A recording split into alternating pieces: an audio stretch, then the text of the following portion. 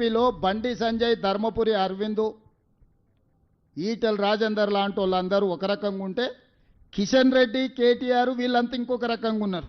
CM గారు, BRS Jubilee Hills ప్రగతి నివేదిక అని చెప్పేసి ఒక రిపోర్ట్ విడుదల చేసింది. అందులో మెట్రోకు సంబంధించి కూడా ఒక్క నిమిషం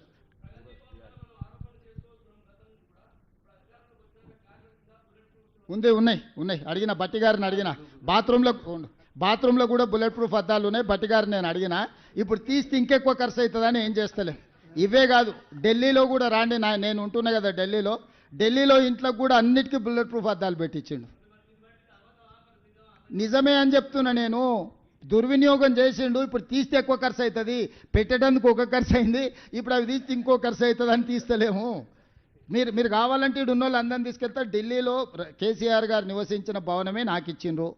బుల్లెట్ ప్రూఫ్ అద్దాలు మొత్తం డోర్లే బుల్లెట్ ప్రూఫ్ డోర్లునే నేను మీకు చూపిస్తా. ఈడ బట్టి విక్రమార్క గారు నేను అడిగిన, అన్న లోపలికైతే బాత్రూంలలో మనం పోలేం కదా, ఏందన్న పరిస్థితి అంటే అన్ని బుల్లెట్ ప్రూఫే ఉన్నాయని మా బట్టి అన్న చెప్పిండు. మీరు కావాలంటే ఒక చిన్న విహారయాత్ర కింద మరి బట్టి అన్న రిక్వెస్ట్ చేస్తా, మిమ్మల్ని అందరిని తీసుకుపోయి చూపిస్తా. సార్ సీఎం గారు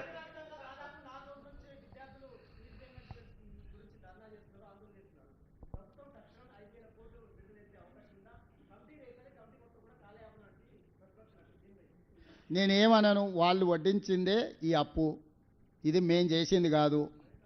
2014 నుంచి ఇప్పటి వరకు చదువుకున్న విద్యార్థులు ఎవరు, ఫీజు రియంబర్స్మెంట్ పొందిన సంస్థలు ఎవరు, ఈరోజు ఎవరెవరికి బకాయి ఉంది,